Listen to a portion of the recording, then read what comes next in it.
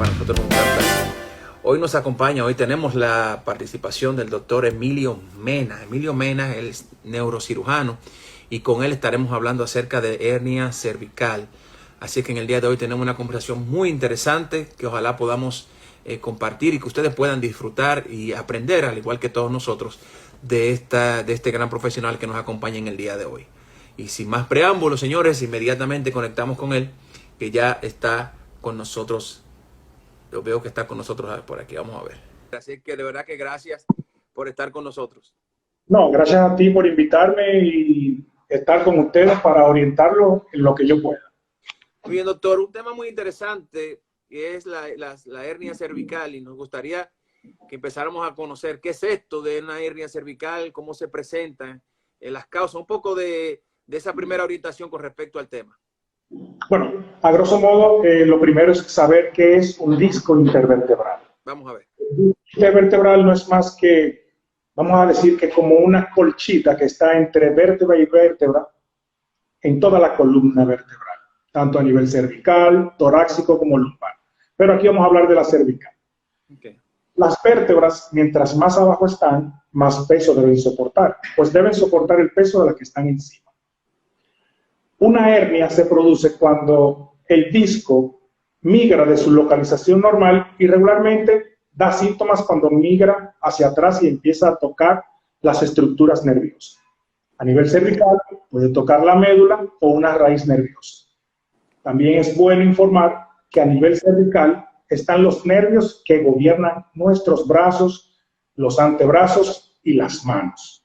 O sea que una de las sintomatologías va a ser en los miembros superiores. Okay. A partir de los 30 años empieza lo que es un cambio fisiológico en las estructuras del disco intervertebral. Empiezan a cambiarse algunas proteínas, empiezan a cambiarse algunos colágenos por otros que no soportan el peso constante que normalmente estaba acostumbrado a soportar. Y entonces, de acuerdo a tu actividad, pueden empezar a aparecer las hernias. Ok. No, adelante, doctor. No, entonces, como muy bien conocemos, pueden inicialmente aparecer sintomatología en las piernas. Puedes encontrarte las piernas más pesadas, vas a tener dificultad para caminar en llano, después te vas a dar cuenta que necesitas ayuda para subir o bajar escaleras. Sí. Pero más adelante entonces empieza a aparecer la sintomatología en los brazos. Ya tú empiezas a tener dificultad para tú bañarte, para secarte, para quitarte o ponerte la ropa, para peinarte, más si eres nuevo que tienes más cabello, para ponerte los aretes, para cuando vas al baño, para tu higiene personal. Y estas son las cosas principales que empiezan y te obligan a llevarte al neurocirujano. Sí.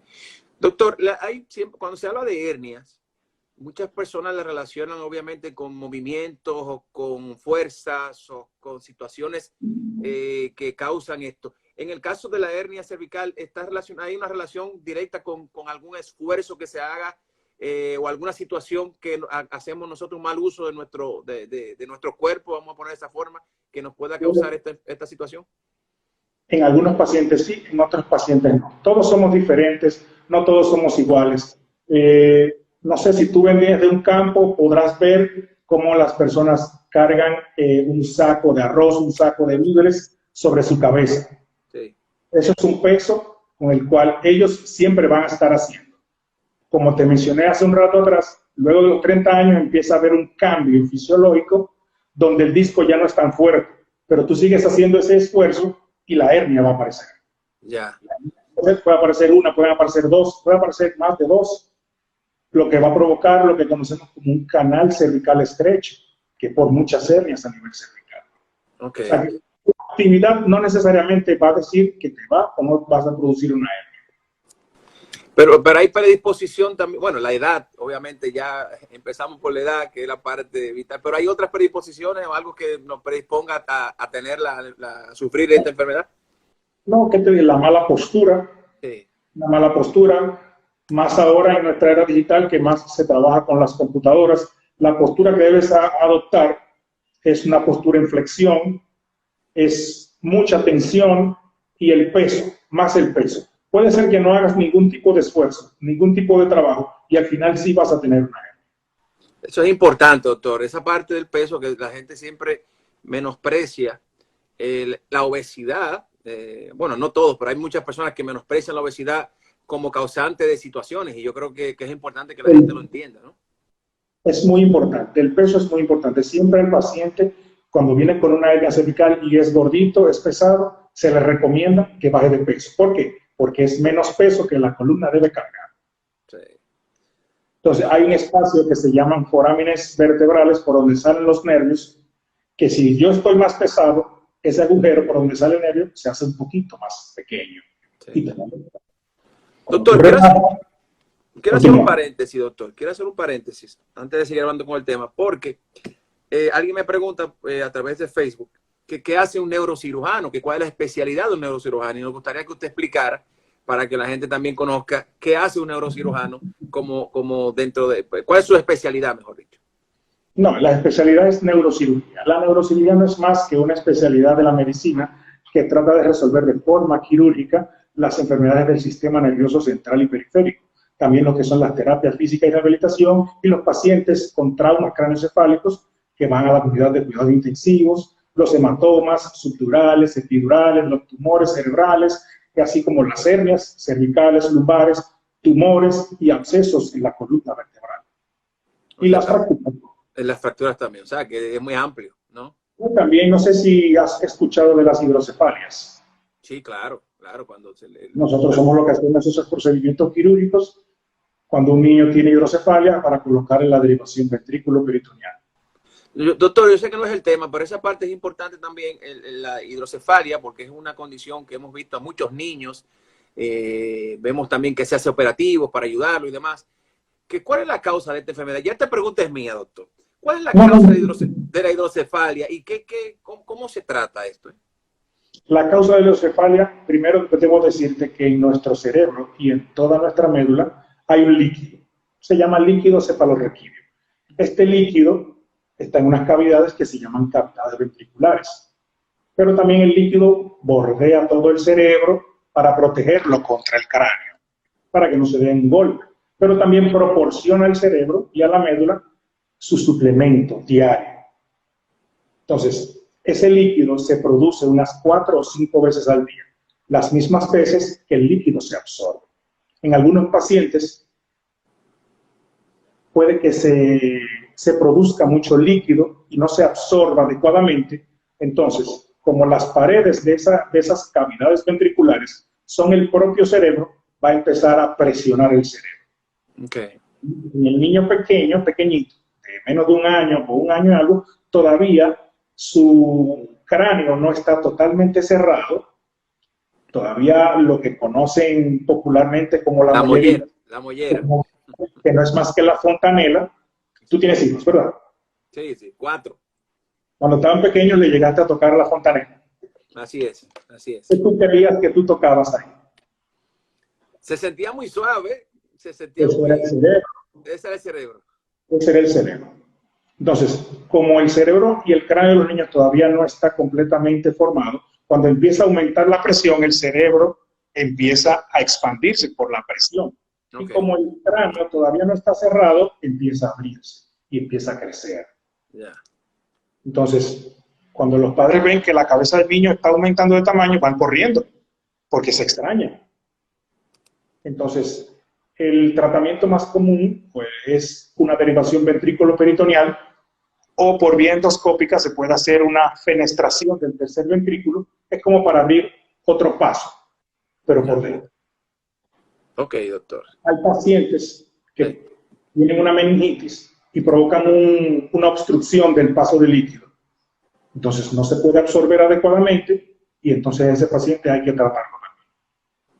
Ok, eso es bueno, como usted dice, se da en niños, ¿no? En esa primera etapa de la vida. Ya en adultos no. Más frecuente en niños. Sí. Ya en adultos ya es un poco más complicado, supongo, ¿no? Que parezca. No que aparezca es más difícil, porque es más cuando hay una infección. Cuando hay una infección. Es más frecuente cuando hay una infección, obstruye el sistema ventricular y entonces empieza a producir la hidrocefalia. pero entonces empieza a producir síntomas, porque la cabeza del adulto no va a crecer porque ya está todo cerrado. Si me sucede a mí, yo voy a empezar a presentar síntomas de hipertensión intracraniana, porque ya mi cabeza está totalmente cerrada. Ya está formada, sí, ya está cerrada. Sí. Doctor, tú sabes que la neurocirugía y la neurología en general es muy amplia, muy interesante, porque el cerebro todavía hoy día se está estudiando. O sea, el cerebro humano es algo que, y yo no creo que llegaremos, no sé si llegaremos al momento de poder saber realmente todo lo que hace el cerebro, pero una de las cosas más interesantes que he aprendido, porque me interesa siempre el tema, es cómo el cerebro se puede reinventar. Yo viajé a Cuba porque tengo una familiar que sufre de esclerosis múltiple y nos llevaron a un hospital cubano muy interesante de especialidad de neurocirugía y el tema de la esclerosis y demás. Y veía que hay un área de rehabilitación. Y yo le preguntaba que qué buscaba la rehabilitación. Y dice, bueno, lo que pasa es que el cerebro es tan inteligente que las áreas que se ven afectadas por esclerosis múltiple, que son estos puntos, que tienen una función, por ejemplo, la función de ver, la función de caminar, la función de muchas otras áreas, se entrena el cerebro para que otras áreas del cerebro ocupen ese espacio. Y de verdad que eso para mí fue sumamente interesantísimo, ¿no? Es lo que llamamos en el área, lo que tú dices reinventarse, es la neuroplasticidad. O sea, el cerebro reconoce que su área está lesionada y si esa no puede suplir la necesidad, otra viene a cumplir la función. Sí. En los niños es mucho más rápido porque los niños pequeños están en una etapa de crecimiento y desarrollo. Y otra célula puede cumplir su función rápidamente. En nosotros los adultos no es tan sencillo. No es tan sencillo. Bueno, ella tenía 20, 21 años, pero las personas yo vi personas adultas, y que la estaban tratando y te toma más tiempo, pero se logra muchos avances. Sí, se logra, claro que sí que se logra. Porque incluso el mismo paciente de hernias los mandamos a terapia física y rehabilitación. Sí. No solo para que hagan ejercicios, sino para que le hagan lo que conocemos como neurorehabilitación. O sea, todas las sensaciones que puede percibir el nervio y todo lo que el nervio puede hacer, uno manda al paciente a la terapia. Le dan frío, le dan calor, vibración, peso, y todas esas sensaciones el nervio las percibe y se va rehabilitando. Doctor, yo tengo que aprovecharlo usted porque a mí de producción me puso un tema, pero yo tengo que aprovecharlo porque no importa. No, porque la realidad es que me gusta, mira, este es un tema que me apasiona, el cerebro. He visto muchos documentales, he visto muchas cosas, me interesa muchísimo, me parece muy interesante aprender de cosas que hace y de la capacidad que tiene. Y me gustaría también que usted me hable de la relación entonces de la columna, porque ¿quién diría cuál es la relación que tiene la columna vertebral con el cerebro? Y me gustaría que esa parte nos explicara.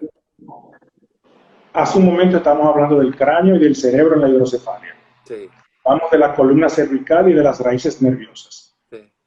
¿Sabes? Y todo el que nos está escuchando, el cerebro es el que tiene la función de conocer qué está pasando en su cuerpo, de recibir esa información y de mandar órdenes. Entonces, debajo del cerebro inmediatamente está lo que conocemos como tallo cerebral y luego del tallo cerebral está la médula espinal. Todo eso está conectado. La médula espinal está protegida por la columna vertebral. La principal función de la columna vertebral es proteger la médula espinal, que está conectada al cerebro. O sea, es simplemente como una interfaz. O sea, la médula espinal es parte del sistema nervioso central, así como el cerebro.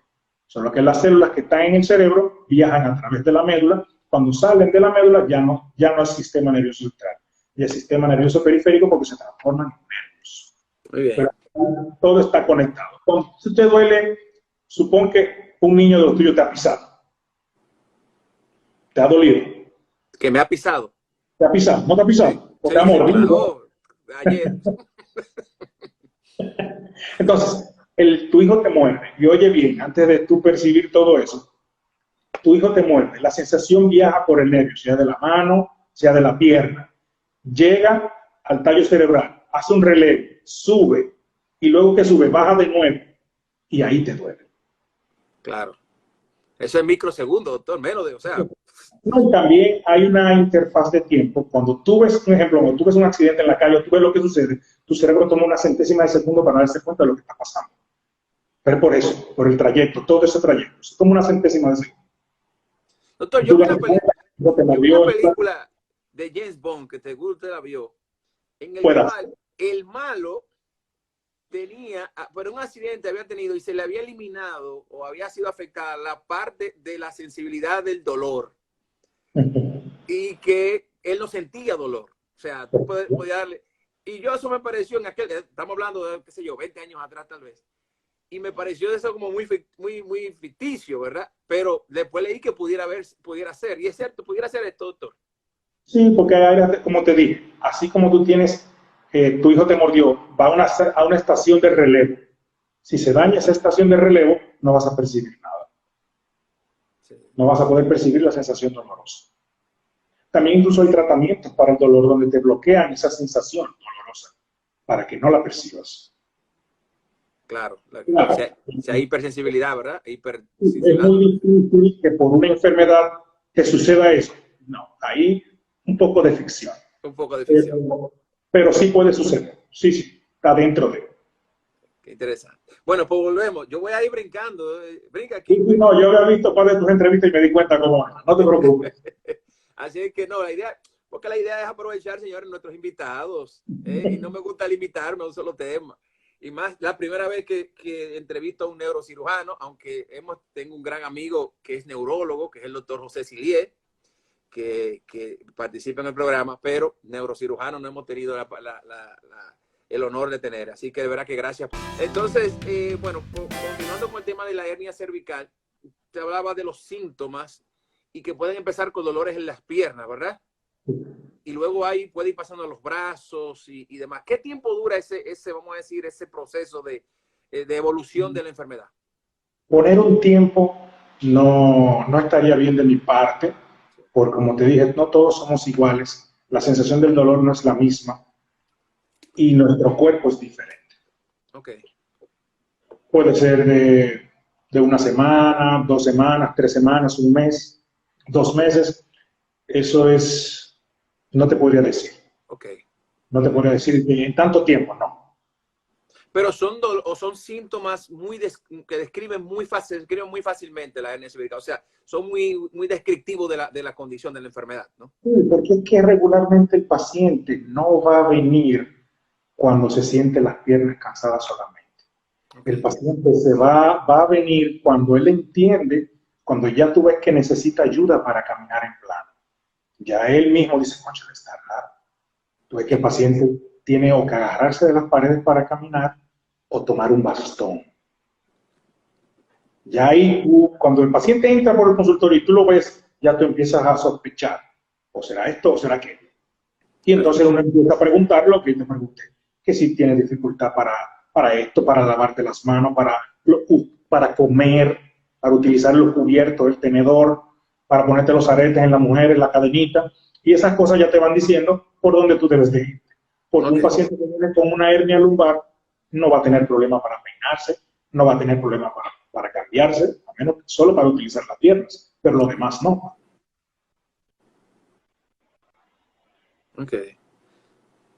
Ok, doctor, nos preguntan que si tengo una hernia del disco en L4 y L5, ¿es un neurocirujano que me opera o un traumatólogo? Te puede operar un neurocirujano y un traumatólogo especialista en columna vertebral, en cirugía vertebral. ¿Qué es eso de L4 y L5, doctor? Lo que pasa es que el disco tiene el nombre de la vértebra que está por encima y de la vértebra que está por debajo. Al ella decirme, tengo una hernia L4, L5, es el disco que está entre la vértebra L4, que es la cuarta vértebra lumbar, superiormente, y L5, que es la quinta vértebra lumbar, inferiormente. El disco que está ahí es el que ella refiere que tiene una hernia. Ok. O que se está herniando, perdón. O que se está herniando. Ok, doctor, antes de la cirugía, ¿existe un tratamiento previo o inmediatamente tenemos que ir a cirugía cuando tenemos una hernia cervical? No, depende. Siempre mandamos al paciente inicial a terapia física y rehabilitación, pero va a depender del dolor que siente el paciente, de la dificultad que siente el paciente. Porque si viene un paciente a tu consulta y te dice que no puede caminar bien, que necesita ayuda, que no se puede peinar, que se cansa al peinarse, que no puede comer, es un paciente que tú no lo debes mandar a terapia física y rehabilitación, un paciente que tú no debes operar. Porque hay alteraciones vasculares que se dan, que a medida que va pasando el tiempo, va dañando más células. Tú no puedes permitir eso, porque esas células ya no pueden hacer la neuroplasticidad de la que tú me estabas hablando. Entonces, puede ser que ese paciente se gane un déficit del cual no pueda salir. Ya. Y entonces, bueno, ¿cuál sería el protocolo inicial para antes, en el caso de que no llegue con esa gravedad? ¿Qué terapias, medicación para eso? Vamos a ponerte el ejemplo del paciente que viene solo con dolor. Sí, que llegó caminando por su propio pie, como decimos, ¿verdad? Que llegó sin molestias. Sí. Llegó sin molestias, pero que le duelen un poco los brazos o que tiene calambre, hormigueo en los brazos y se sintió dudoso y fue a la consulta. Sí. Se le hace un de resonancia magnética, se diagnostica y como tú ves la condición del paciente, tú no le vas a ofrecer cirugía. Tú primero le vas a mandar a la terapia física y rehabilitación para higiene postural. Muchos pacientes mejoran. Ahora, si yo voy a esa... Disculpe, doctor, ¿qué es eso de higiene postural? Aprender a cómo estar sentado, cómo mantener la cabeza, cómo girar, no hacer esfuerzos, porque cuando tú haces esfuerzo, tienes que estar muy pendiente de la postura que tú hagas, para que tu cuello no realice esfuerzo. Sí. Entonces te van a hacer también la neurorehabilitación de la que hablamos, las temperaturas, las vibraciones, el ultrasonido, un poquito de corriente eléctrica, para ver la mejoría que puedes tener. Tú haces un primer ciclo, un segundo ciclo y no sientes ninguna mejoría, entonces ya tú vas a volver a mi consulta. Es más, regularmente hay pacientes que dicen que hay que operar, cuando es así por dolor. Porque el paciente dice, doctor, ¿hay pacientes que qué, doctor? Que se fue un poco ahí, que hay pacientes que qué. ¿Dónde te quedaste? No, usted dice que hay que normal, a veces hay pacientes que llegan a la consulta y qué. Ellos son los que te dicen, doctor, ¿qué vamos a hacer? Ya no aguanto. Que llegan con la decisión, vamos a decir, de operarse. Y porque ya, mira, hubo uno en estos días que yo le di una licencia para que fuera terapia física y rehabilitación y a las 2 semanas volvió y dijo, doctor, no, yo no puedo. Me duele mucho. Claro, son pocos porque muchos tienen el temor de realizar una cirugía. Claro. Pero realmente cuando tú tienes un dolor así, el dolor es que te lleva a la consulta y te dice, oye, sí. Pero primero es la terapia. Y si tiene algún déficit, cirugía de primero. Ok. Entonces vamos a la cirugía, pues, de per se que hay mucho, como usted dice, hay mucha gente que tiene temores de hacerse la mayoría, no muchos. Sí. Hay que tienen temores de hacerse. Y yo te digo una cosa, son temores válidos, porque obviamente toda cirugía tiene su riesgo. Además, esto es una cirugía que yo, cuando usted lo explique, yo que conozco de un caso de un familiar que se la hizo y me explicó lo que el doctor le explicaba de los riesgos, realmente uno le da su temorcito, pero me gustaría que usted lo explicara mejor, doctor. ¿Qué tú quieres que te explique? Me explique la operación, o sea, ya cuando se determinó la cirugía, vamos a hacer la cirugía, ¿cuáles son los riesgos de esa cirugía y los beneficios y cuándo ya usted decide hacer la cirugía? Que ya un poco usted no habló, cuando ya el paciente no lo entiende, no lo aguanta, pero me gustaría ampliar un poquito más esa parte. Muy bien, entonces vamos a empezar con lo más sencillo. El paciente que solo tiene dolor. Te operamos y se te va a quitar el dolor. Sí. Este es un paciente. Vamos a mencionar el otro paciente y después el procedimiento quirúrgico.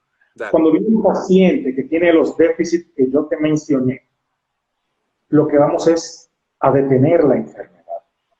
No sabemos si el paciente pueda recuperar y poder peinarse bien y poder utilizar sus brazos bien. Por eso es que ese paciente se opera de primera. Hay algunos que sí recuperan todo, hay otros que recuperan, pero hay otros que no lo recuperan todo. Entonces, las complicaciones, que ahí vamos a estar, tú quieres que yo te hable. Sí. Las complicaciones generales de cualquier cirugía son dos. Que haya hemorragia, por eso siempre se le solicita al paciente que done sangre en el sitio donde se va a operar, para tener, por si acaso, una transfusión. La segunda es que la herida quirúrgica se te puede infectar. Por eso siempre se utilizan antibióticos transquirúrgicos posoperatorio inmediato y por lo menos una semana después de la cirugía.